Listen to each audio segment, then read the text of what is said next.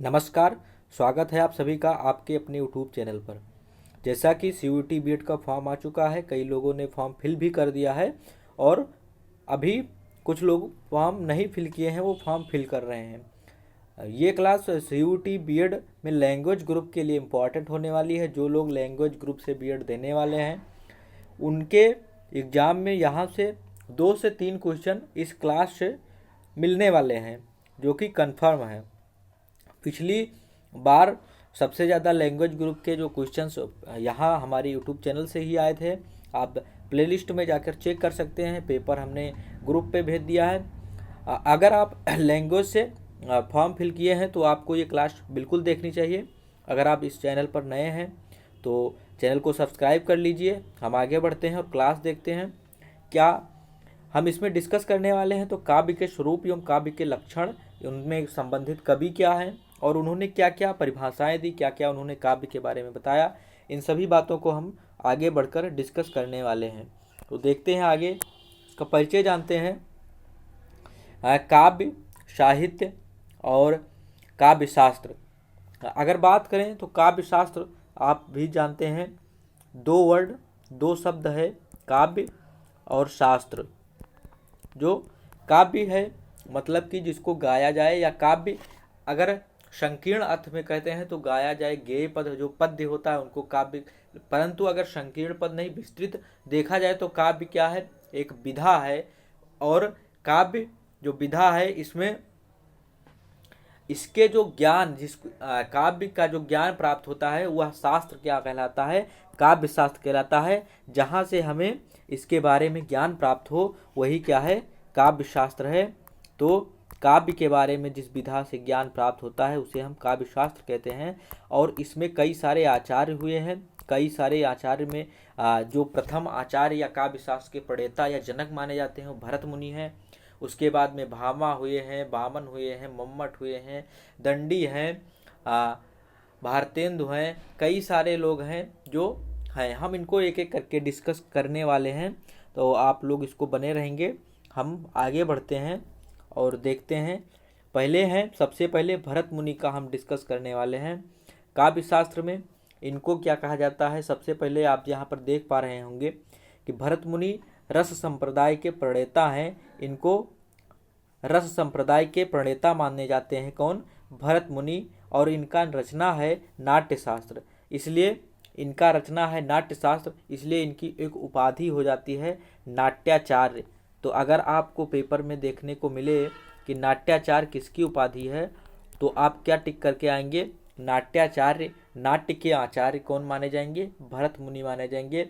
नाट्य शास्त्र सबसे पुराना है, इसी में काव्य के बारे में सबसे पहले जानकारी हमको मिलती है भरत मुनि के नाट्य शास्त्र में। अगर बात करें अलौकिक में, लौकिक से छोड़ करके, तो जो अग्नि पुराण है उसको विश्वकोश कहा गया है। तो सबसे पहले अग्नि पुराण में और उसके बाद में भरत मुनि के नाट्य शास्त्र में। तो इस आधार पर प्रथम मुनि हुए या प्रथम ऋषि या आचार्य हुए जिन्होंने काव्य शास्त्र के बारे में बात किया तो कौन है, भरत मुनि है। इसलिए इनको काव्य शास्त्र का जनक माना जाएगा। और काव्य शास्त्र का जनक इन्होंने, इनके जो नाट्य शास्त्रीय ग्रंथ लिखा है इस पर एक टीका लिखी है अभिनव भारती। अभिनव भारती उस टीका का नाम है, या बुक आप इसको याद रखेंगे, अभिनव भारती उसका नाम है। और ये लिखा किसने है तो अभिनव गुप्त, जो कि ध्वनि संप्रदाय के आचार्य हैं, उन्होंने लिखा है, अभिनव गुप्त ने। हम अभी आगे पढ़ेंगे भी, डिस्कस भी करेंगे। तो अभिनव गुप्त ने नाट्य शास्त्र पर अभिनव भारती नामक टीका लिखी है, तो इसको आपको ध्यान में रखना है। रस संप्रदाय के प्रवर्तक हो गए भरत मुनि। रस क्या है आप जानते हैं, विभाव अनुभाव संचारी भाव से जो युक्त होता है उसी को क्या कहते हैं, रस कहा गया है। तो भरत मुनि ने नाट्यशास्त्र में एक स्थान पर लिखा है कि विभावानुभाव व्यभिचारी संयोगाद रस निष्पत्ति, अर्थात विभाव अनुभाव और उसके व्यभिचारी भाव से जो उत्पत्ति होती है उसे रस माना गया है। और जो इनका नाट्य शास्त्र है इसको पंचम वेदांग भी माना जाता है। तो आपको ये भी बात ध्यान में रखनी है कि नाट्य शास्त्र को क्या माना गया है, इसको पंचम वेदांग माना जाता है। पंचम वेद की संज्ञा इसको दी गई है। 4 वेद हैं, उसके बाद में नाट्यशास्त्र को पंचम वेद की संज्ञा मानी जाती है। तो इतनी बात भरत मुनि से संबंधित हम ध्यान में रखेंगे। हम आगे बढ़ेंगे, अगले आचार्य के बारे में ध्यान रखेंगे। आचार्य भामा अलंकार संप्रदाय के प्रवर्तक हैं, या आपको आए अलंकार के जनक कौन कहे जाते हैं, तो आचार्य भामा अलंकार के जनक हैं। इनका जो रचना है काव्यालंकार, वो क्या है, अलंकार संप्रदाय अलंकार का सबसे सर्वोत्कृष्ट ग्रंथ माना जाता है। और इसमें इन्होंने अलंकार संप्रदाय के प्रवर्तक हुए हैं। और इन्होंने आचार्य भामा ने जो काव्य के लक्षण बताए हैं, वो क्या बताए हैं, आप यहाँ देख पाएंगे कि उन्होंने काव्य के लक्षण बताए हैं। शब्दार्थो सहितो काव्यम, शब्द अर्थ ओ मतलब द्वंद्व समास, शब्द और अर्थ से सहित जो वाणी होती है या वाग है, उसी को क्या कहा गया है, काव्य कहते हैं। तो शब्द और अर्थ सहित होना चाहिए, ऐसा इन्होंने बताया है। तो ये आप ध्यान में रखेंगे, इसको याद करके रखेंगे, इनका रचना याद करके रखेंगे, बहुत ही इंपॉर्टेंट है आचार्य भामा। पिछली बार भी इनसे क्वेश्चन आया है, इस बार भी क्वेश्चन बन सकता है, किसी से भी पूछ सकते हैं। आचार्य में अलंकार संप्रदाय से पूछ सकते हैं, या फिर इनके लक्षण दे सकते हैं, या रचना पूछ सकती है। तो आपको बता दें, अगर आप बात करें तो भामा ने अपने काव्यालंकार में 38 अलंकारों का विवेचन किया है। इन्होंने 38 अलंकारों का विवेचन किया है। और जो काव्यालंकार है, इसमें इन्होंने क्या 38 अलंकारों का विवेचन किया। शब्दार्थों सहितो काव्य में इन्होंने काव्य के लक्षण बताए हैं, और इनकी रचना काव्यालंकार है। हम आगे बढ़ते हैं और देखते हैं दंडी के बारे में। दंडी की बात की जाए तो ये भारवी के परपौत्र माने जाते हैं। एक महाकवि हुए थे भारवी, जिन्होंने किराता अर्जुनियम की रचना की है। किराता अर्जुनियम आप लोगों ने रचना याद किया होगा तो याद होगा, किराता अर्जुनियम एक महाकाव्य है, बृहत्त्रयी में आता है, 18 सर्गों का महाकाव्य है। किरात और अर्जुन, किरात जो हैं वेशधारी शिव हैं, और अर्जुन जो कि महाभारत के कथानक से लिया गया है। तो भारवी हैं, भारवी के परपौत्र थे कौन, दंडी, ऐसा माने जाते हैं। ये दाक्षिणायन थे। और दंडी की जो रचनाएं हैं वो काव्यादर्श हैं, 10 कुमार चरित है, और अवंती सुंदरी की कथा है। तो 3 इनकी रचनाएं मानी जाती हैं, और इनकी प्रसिद्धि पदलालित्य से थी। ये क्वेश्चन आप ध्यान में रखिए, पदलालित्य एक कवि के बारे में आप ध्यान रख सकते हैं। ये कालिदास के लिए अगर आता है तो आप ध्यान रखेंगे, कालिदास उपमा के लिए, भारवी अर्थ गौरव के लिए, अर्थ गौरव, भारवी अर्थ गौरव के लिए, और दंडी पदलालित्य के लिए। और माघ कवि थे, एक महाकवि माघ थे, शिशुपाल वध की रचना की है उन्होंने, 22 सर्गों का महाकाव्य है। वो इन तीनों गुणों के लिए जाने जाते हैं। किसके, उपमा, अर्थगौरव और पदलालित्य, ये तीनों गुणों का समागम माघ के महाकाव्य में मिलता है। अगर मिलान करने के लिए कभी आता है तो आप इसको मिलान अवश्य कर लीजिएगा। श्लोक है कि उपमा कालिदासस्य भारवैः अर्थगौरवं दंडिनः पदलालित्यम माघे सन्ति त्रयो गुणा। हम बात करेंगे कि इन्होंने काव्य के बारे में क्या बताया। तो दंडी ने कहा है शरीरम तावदिष्टार्थ व्यवच्छिन्ना पदावली। तो इन्होंने अव्युच्छिन्ना पदावली बताया कि इन्होंने, दंडी ने। तो इसको आपको ध्यान में रखना है, इसको ऐसे आपको याद कर लेना है, शरीरम तावदिष्टार्थ व्यवच्छिन्ना पदावली। तो ये दंडी ने बताया है काव्य के स्वरूप में। तो हम आगे बढ़ते हैं और आगे देखेंगे अगले का जो हम इसको डिस्कस कर रहे हैं तो समय के अनुसार कर रहे हैं। जो पूर्ववर्ती आचार्य हैं उनको पहले पढ़ रहे हैं और बाद वाले आचार्य बाद में पढ़ेंगे। अभी वीडियो आप देखते रहिएगा, जो मुख्य इम्पॉर्टेंट हैं वो बाद वाले आचार्य हैं, तो उनकी बारी आने वाली है, उनको हम पढ़ेंगे। क्षम्यताम। वामन, आचार्य वामन रीति संप्रदाय के जो हैं प्रवर्तक आचार्य हैं। इन्होंने रीति को ही आत्मा माना है, काव्य की आत्मा। तो अगर पूछता है तो क्या इन्होंने क्या माना है, रीतिर आत्मा काव्यस्य, मतलब काव्य की जो आत्मा है वो क्या है, रीति है। और रीति किसको कहते हैं, तो विशिष्ट पद रचना रीति, जो विशिष्ट पद की रचना होती है वो क्या है, रीति कहलाती है। और इनका जो रचना है, जो लिखा है इन्होंने ग्रंथ, उसका नाम क्या है, काव्यालंकार सूत्र इनकी रचना है। और ये 8वीं शताब्दी के कवि माने जाते हैं, वामन। और इन्होंने रीत आत्मा माना है, ये आप ध्यान में रखिएगा, रीति को ही इन्होंने कवि माना है, क्योंकि ये रीति संप्रदाय के प्रवर्तक आचार्य थे। इन्होंने काव्य की जो आत्मा है वो कहा कि रीति ही काव्य की आत्मा होती है, आचार्य वामन ने। आनंदवर्धन जो है ध्वनि संप्रदाय के प्रवर्तक आचार्य हैं। इन्होंने ध्वनि संप्रदाय की स्थापना की, और ध्वनि संप्रदाय जो है काव्य शास्त्र में बहुत एक उच्च स्थान रखता है, जिसमें उत्तम ध्वनि, मध्यम ध्वनि और निम्न ध्वनि की बात की गई। बहुत सारी ध्वन्यालोक इन्होंने रचना की, उसमें ध्वनि के बारे में बताया, काव्य के बारे में बताया। तो बहुत ही महत्वपूर्ण आचार्य हैं आनंदवर्धन, ये पूरे युगांतर में बहुत ही महत्वपूर्ण आचार्य बने हैं। इनके जो समय था वो 9वीं शताब्दी माना जाता है, कि 9वीं शताब्दी में आनंदवर्धन हुए होंगे। और हमारे जितने भी संस्कृत के आचार्य हैं उनमें ज़्यादातर आचार्यों का समय स्पष्ट नहीं होता है। परीक्षा की दृष्टि से समय इम्पॉर्टेंट भी उतना नहीं है।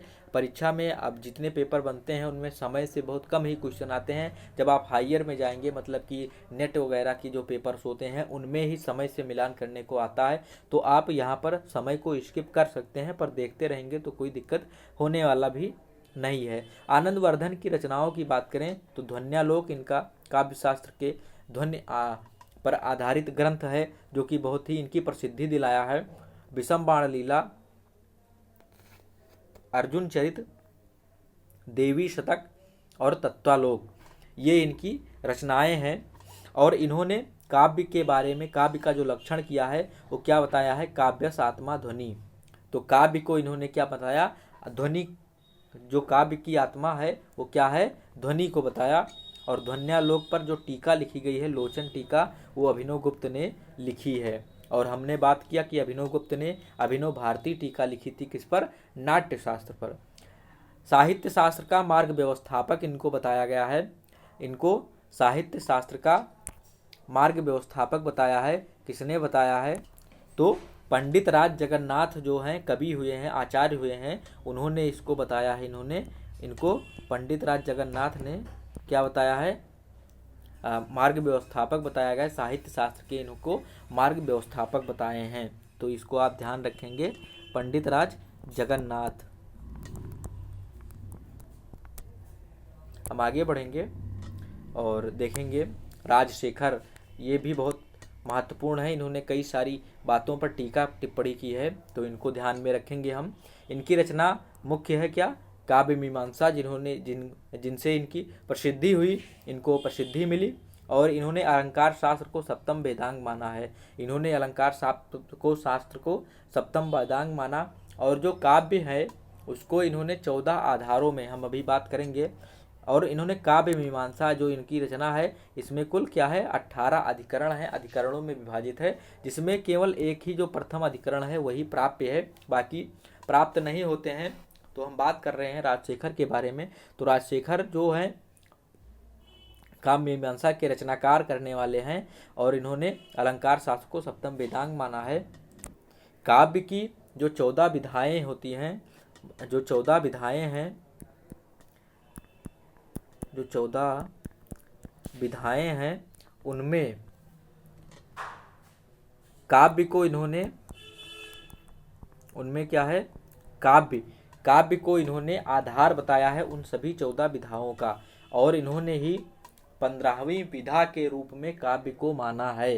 तो आप अगर प्रश्न बनता है कि काव्य को 14 विधाओं का आधार किसने माना, तो आंसर हो जाएगा राजशेखर ने माना। और अगर 15वीं विधा की बात की, कि 15वीं विधा अगर पूछता है कि कौन है, तो 15वीं विधा के रूप में काव्य को माना है, वो भी राजशेखर ने माना है। तो आपको ये बात ध्यान में रखनी है।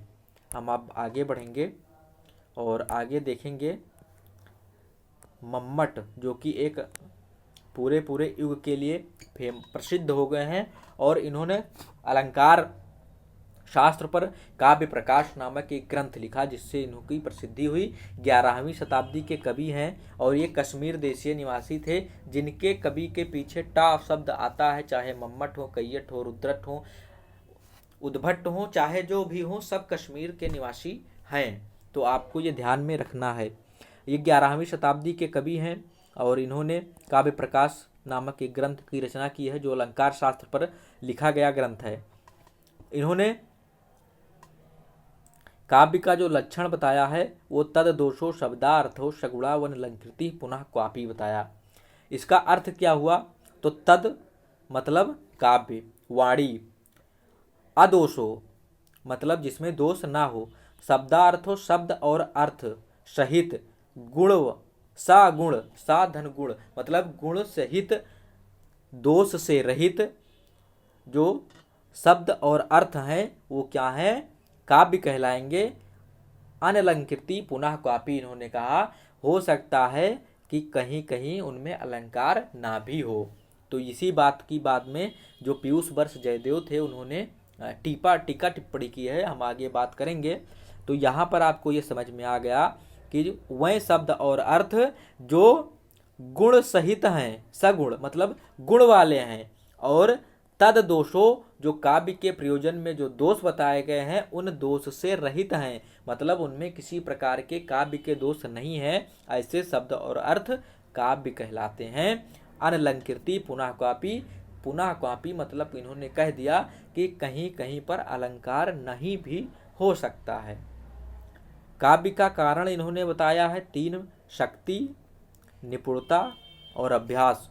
ये 3 काव्य के कारण बताए हैं। यहाँ पर आप इसको सही से पढ़िएगा मम्मट का, क्योंकि क्वेश्चन आपको ये मम्मट से बनेंगे, वामन से बनेंगे और जिनसे बनने वाले हैं हम बात करते चलेंगे। तो काव्य का जो कारण है शक्ति, निपुणता और अभ्यास, 3 कारण बताए हैं काव्य के। सीधे सीधे प्रश्न बन जाएगा काव्य के कितने कारण मम्मट ने बताए हैं, तो आपको बताना होगा 3 कारण बताए हैं। ऑप्शन दे देगा कि निम्नलिखित में से कौन सा कारण मम्मट ने नहीं बताया है? शक्ति, निपुणता, अभ्यास और प्रयत्न। तो प्रयत्न नहीं होगा। ऐसे ही क्वेश्चन आपको दे दिए जाएंगे और आप गलत करके चले आएंगे। एक क्वेश्चन 4 नंबर का है, आपको एक एक क्वेश्चन के लिए संघर्ष करना होता है। इन्होंने काव्य के प्रयोजन बताए, तो 6 काव्य के प्रयोजन बताए हैं। अभी आप देखेंगे काव्यम यशसे अर्थकृते व्यवहार विदे शिवे तरक्षते सद्या पर निर्वर्तये कांता सम्मित तयो उपदेश युजे। तो काव्य के 6 लक्षण बताए हैं, हम अभी 6 के 6 आपको याद करा देंगे, आप देखते रहिएगा बस। काव्यम यशसे अर्थकृते, इसमें पहला जो लक्षण हुआ वो क्या है? यश के लिए। जो कालिदास जैसे महान कवि हुए वो किसके लिए काव्य किए? यश के लिए काव्य किए। उनको क्या मिला? हम आज तक कालिदास को क्यों याद किए हैं? क्योंकि उनकी कीर्ति आज भी है। अभिज्ञान शाकुंतलम को हम पढ़ रहे हैं, अभिज्ञान शाकुंतलम पर अभी एक फिल्म बन रही है। तो जो अभिज्ञान शाकुंतलम रचना किया कालिदास ने, तो उनकी रचना क्या हुई? यश के लिए हुई, अर्थकृते। बहुत सारे कवि हुए हैं जो राजाओं के दरबार में रहते थे और धन के लिए रचनाएं करते थे।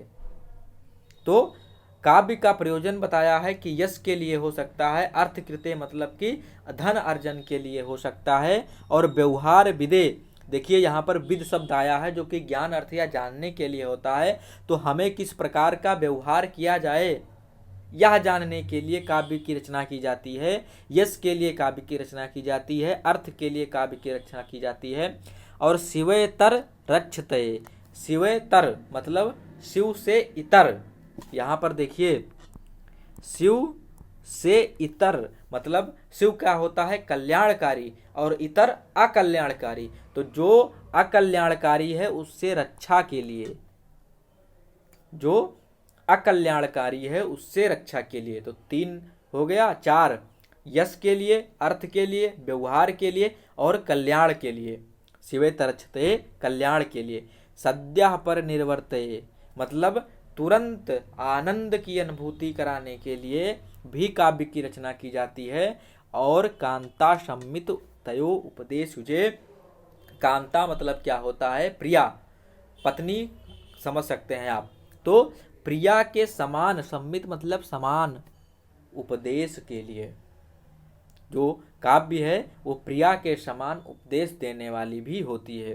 तो ये 6 लक्षण का मम्मट ने बताए हैं। इनमें से कुछ भी आपसे पूछा जा सकता है कि काव्य की रचना किसके हेतु की जाती है? यश के लिए, व्यवहार के लिए, अर्थ के लिए, कल्याण के लिए, आनंद प्राप्ति के लिए और उपदेश के लिए, कांत सम्मित प्रिया के समान उपदेश के लिए। तो आपको ये बात समझ में आ गई होगी। हम आगे बढ़ेंगे और देखेंगे अगले आचार्य जयदेव पीयूष वर्ष जयदेव, जिनका रचना है चंद्रालोक। चंद्रालोक इनकी रचना है। ये 13वीं शताब्दी के आचार्य हैं, जिनका संभावित समय 13वीं शताब्दी है और उपाधि इनको पीयूष वर्ष बताया गया है।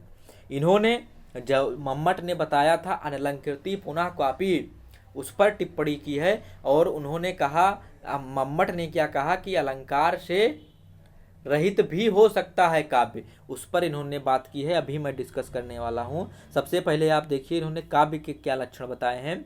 तो निर्दोषा लक्षणात्मका, इसमें आपको ये मिसप्रिंट हो गया है, निर्दोषा लक्षणावती सारी त्रिगुण भूषणा, इसमें आपको इसको कर लेना है लक्षणावती,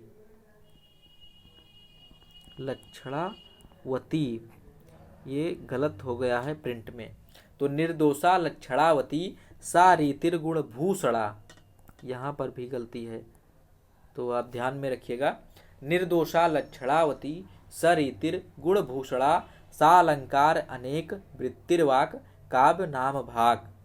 तो यहाँ पर हलंत होना चाहिए था काव्य नाम भाग।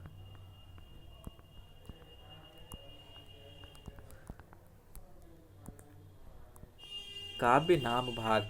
निर्दोषा मतलब कि जिसमें दोष ना हो। यह बात मम्मट ने भी बताई थी कि तद दोषो मतलब तद आदोषो मतलब दोष से रहित। तो यहाँ भी इन्होंने कहा कि निर्दोषा जो निर्दोष है मतलब दोष से रहित है, और लक्षणावती जो लक्षण युक्त है, लक्षण से युक्त है, और सा रीतिर गुण भूषणा, और सा रीतिर गुण भूषणा, सा मतलब सहित रीति और गुण, और रीत और गुण के भूषण से जो भूषण मतलब अलंकृत है, ऐसी वृत्ति वाक, ऐसी जो वाणी है, ऐसी जो वाणी है वही क्या होती है? काव्य कहलाती है। ये मतलब इन्होंने कहा सा अलंकार, अलंकार रहित नहीं, अलंकार सहित होनी चाहिए। और मम्मट ने कहा था कि कहीं कहीं अलंकार ना भी हो, तो उस पर टिप्पणी इन्होंने कहा था कि ऐसा अगर मानते हैं तो क्यों नहीं ऐसा कह देते कि अग्नि भी क्या हो सकती है? अनउष्ण हो सकती है, मतलब अग्नि भी ठंडी हो सकती है। तो जिस प्रकार से अग्नि कभी ठंडी शीतलता प्रदायक नहीं हो सकता है, उसी प्रकार से इन्होंने बताया है कि काव्य जो होता है वो कभी अलंकार के विहीन नहीं हो सकता है। ऐसी टिप्पणी की थी। तो इतनी कहानी बता दिया ताकि आपको याद रहे थोड़ा बहुत, अगर पेपर में कहीं बने तो आप कर ले जाएं। बाकी जो भी इम्पोर्टेंट है आपकी स्क्रीन पर है, आपको पीडीएफ भी मिल जाएगा टेलीग्राम ग्रुप पर, आप वहाँ ज्वाइन कर लीजिए। क्विज भी होती हैं, सारे पीडीएफ भी वहाँ पड़े हुए हैं, सब कुछ आपको मुफ्त में मिल रहा है। पढ़ना है, सिलेक्शन लेना है आपको कहीं से अच्छे कॉलेज से। हम बढ़ेंगे आगे और देखेंगे कुंतक। कुंतक जो है ये वक्रोक्ति जीवित इनकी रचना है। वक्रोक्ति संप्रदाय के आचार्य हैं। वक्रोक्ति संप्रदाय जो अलंकार होता है, एक वक्रोक्ति अलंकार बहुत ही उत्तम अलंकार माना गया है, और इनकी जो रचना है वो क्या है? वक्रोक्ति जीवित इनकी रचना है। और इन्होंने काव्य को लक्षण बताया है वक्रोक्ति जीवितम। वक्रोक्ति जीवितम इनका क्या है? काव्य लक्षण है। तो कुंतक अगर बात आए तो वक्रोक्ति संप्रदाय के पूछे कुंतक। औचित्य संप्रदाय क्षेमेंद्र अभी पढ़ेंगे। रस संप्रदाय जो है नाट्यशास्त्र प्रणेता कौन? भरत मुनि रस के, और ध्वनि के आनंदवर्धन। इन सभी चीज़ों को हमको ध्यान में रखना है, आपको कुछ भी भूलना नहीं है। बहुत ही महत्वपूर्ण क्लास है। विश्वनाथ आ गए, आचार्य विश्वनाथ। इनको भी पिछली बार क्वेश्चन आया था, आचार्य विश्वनाथ की रचना पूछी थी, तो आचार्य मिलान करने के लिए आचार्य विश्वनाथ की क्या रचना है? साहित्य दर्पण रचना है। मैंने ये भी डिस्कस कर लिया था पिछली बार के प्रैक्टिस क्वेश्चंस में। कई क्वेश्चंस हमारे जो प्रैक्टिस 7 क्लास ली थी, लगभग 8 से 10 क्वेश्चन उस 7 क्लास से आए थे, और प्रत्येक वीडियो में 20 क्वेश्चन से ज़्यादा नहीं है। तो आप सोच सकते हैं कितनी एक्यूरेसी थी। आपको इक्वालिटी के साथ पढ़ना होता है, पढ़ते तो सब हैं, लेकिन सब में से आप क्या अलग पढ़ेंगे कि आपका ही हो। इतनी कम सीटों में 31 सीट 30 सीट हर एक यूनिवर्सिटीज़ में है, आपको वहाँ सिलेक्शन लेना है, तो आपको सिलेक्टेड मटेरियल्स पढ़ने होते हैं। आप बात करेंगे विश्वनाथ की, तो इनकी रचना क्या है, साहित्य दर्पण है। ये 14वीं शताब्दी के आचार्य माने जाते हैं, और इन्होंने जो वाक्यम रसात्मकम काव्यम इन्होंने काव्य का लक्षण बताया है, मतलब कि जो रस से युक्त का वाक्य है वही क्या है, काव्य है। तो इन्होंने रस की प्रधानता वाला काव्य को बताया है।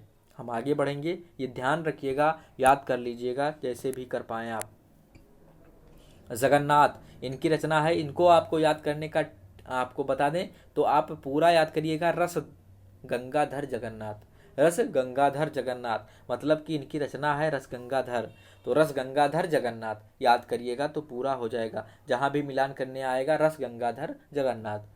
तो इनकी रचना क्या है, रस गंगाधर है, भामिनी विलास है, मनोरमा कुचमर्दन, 3 रचनाएं प्राप्त होती हैं, 17वीं शताब्दी के माने जाते हैं। और इन्हीं के साथ में जो काव्य शास्त्र की आचार्य प्रणाली थी वो लगभग समाप्त हो गई है। तो ये भी बात आपको ध्यान में रखना है। रमणीय अर्थ प्रतिपादका शब्द काव्यम, तो ऐसे शब्द जो रमणीय अर्थ के प्रतिपादक हैं वो क्या हैं, काव्य कहलाते हैं, ऐसा इन्होंने बताया है। रमणीय अर्थ के प्रतिपादक, रमणीय अर्थ के प्रतिपादन करने वाले शब्द क्या होते हैं, वे काव्य कहलाए जाते हैं। तो हम आगे बढ़ते हैं और देखते हैं आगे। आचार्य क्षेमेंद्र जो कि औचित्य संप्रदाय के प्रवर्तक आचार्य माने जाते हैं। औचित्य संप्रदाय के इन्होंने क्या है, संस्थापक हैं, और ये 10वीं शताब्दी के आसपास के कवि रहे होंगे ऐसा हमें ज्ञात होता है। तो 10वीं शताब्दी इनका समय आपको याद रखिएगा। क्षेमेंद्र भी कश्मीर के निवासी थे, जो कश्मीर देशीय आचार्य थे वही काव्य शास्त्र में बढ़ चढ़ करके हिस्सा लिए हैं। इनकी रचना की बात करें तो औचित्य विचार चर्चा, भारत मंजरी एक रचना बहुत ही फेमस है, बहुत प्रसिद्ध है। हाँ चल जा भाई, भारत मंजरी, भारत मंजरी पेन ही नहीं चल रहा, बृहद कथा मंजरी, भारत मंजरी, सुब्रत तिलक और कवि कंठाभरण, ये इनकी रचनाएं हैं। ये पीडीएफ में इंक्लूड करके हम क्या कर देंगे, आपको टेलीग्राम पर शेयर कर देंगे, आप वहाँ से पढ़ लीजिएगा। मैं बोल दे रहा हूँ, जो लोग नोट करना चाहते हैं वो कर लें, क्योंकि पेन चल नहीं रहा है हमारा। भारत मंजरी, बृहद कथा मंजरी, कवि कंठाभरण, कवि कंठाभरण इनकी एक रचना है। सुब्रत तिलक इनकी रचना है, सुब्रत तिलक, सुब्रत तिलक, कवि कंठाभरण, औचित्य विचार, भारत मंजरी, बृहद कथा मंजरी, ये सारी इनकी रचनाएं हैं। 10वीं शताब्दी के कवि माने जाते थे। और सबसे महत्वपूर्ण क्या है कि औचित्य संप्रदाय के संस्थापक हैं। जितने भी संप्रदाय हैं उनके संस्थापक आपको याद होने चाहिए, जो इनके संप्रदाय हैं और उन्होंने जो परिभाषाएं बताई काव्य के बारे में वो आपको याद होनी चाहिए। इसकी एक वीडियो मैं प्रैक्टिस सेट लेकर के आऊँगा एग्जाम से पहले, जो कि आपको क्लियर हो जाएगा, कोई भी डाउट वहाँ नहीं रहने वाला है। हम बात कर लें काव्य शास्त्र में जो प्रमुख वाद हैं उनके बारे में। उत्पत्तिवाद जो है वो भट्ट लोलट इसके प्रवर्तक हैं, उत्पत्तिवाद का इनको मत था भट्ट लोलट का। अनुमितिवाद श्री शंकु का है, और भुक्तिवाद भट्ट नायक का है, और अभिनव गुप्त का क्या है, अव्यक्तिवाद है। तो ये आपको मिलाने के लिए आ सकता है, आपको ऐसे ही याद कर लेना है। उत्पत्तिवाद भट्ट लोलट के हैं, अनुमितिवाद श्री शंकु के हैं, और भुक्तिवाद भट्ट नायक के हैं, और अव्यक्तिवाद क्या है, अभिनव गुप्त के हैं। अभिनव गुप्त की टीकाएँ जो हैं वो आपको याद रखना है। अभिनव गुप्त क्या है, नाट्यशास्त्र की टीका थी अभिनव भारती, और ध्वन्यालोक की टीका इन्होंने लिखी है ध्वन्यालोक लोचन। तो ये सारी टीकाएँ इनकी याद रखनी है। क्या है, ये कश्मीर निवासी थे और इन्होंने तंत्रालोक नामक एक रचना लिखी है, और इनकी प्रमुख वाद क्या है, अभिनव गुप्त की अव्यक्तिवाद है। तो ये सारे बातें थे जो आपको हमने बता दिया। अभी बात करें तो महिम भट्ट हैं, धनंजय हैं एक जिनका 10 रूपक है। 10 रूपक की रचनाकार कौन है, धनंजय हैं, ये आप ध्यान में रखिएगा, धनंजय। हम बात करें भोजराज, तो कवि कंठाभरण इनकी, सरस्वती कंठाभरण इनकी रचना थी। क्या? सरस्वती कंठाभरण किसकी रचना? भोजराज की। कंठाभरण ये किसकी रचना थी? भोजराज की एक रचना है। कवि कंठा सरस्वती कंठाभरण। कवि कंठाभरण किनकी रचना है? तो क्षेमेंद्र की रचना है। और सरस्वती कंठाभरण भोजराज की रचना है। तो इन सभी बातों के साथ हम आज विराम लेंगे और मिलेंगे जल्द ही एक नए चैनल, एक नए जानकारी के साथ, एक नई वीडियो के साथ। तब तक के लिए आप सभी प्रैक्टिस करते रहिए, पढ़ते रहिए और मस्त रहिए। हम मिलते हैं अगली वीडियो में। और आप लोग चैनल को थोड़ा शेयर करिए, सब्सक्राइब करिए, ताकि हमें भी सपोर्ट आप लोगों का मिलता रहे। आप लोगों के लिए ही हम ये सारे जो तथ्य हैं उनको समेटते हैं, सार संग्रह करते हैं और आपके सामने उपस्थित होते हैं। समय का सभी के पास अत्यंत अभाव होता है। आप सभी के लिए ही हम ये वीडियो बनाते हैं, तो आप सभी का इतना दायित्व बनता है कि वीडियो को शेयर करें और खुद चैनल को सब्सक्राइब कर लें। हम मिलते हैं अगली वीडियो में। तब तक के लिए नमस्कार, जय हिंद,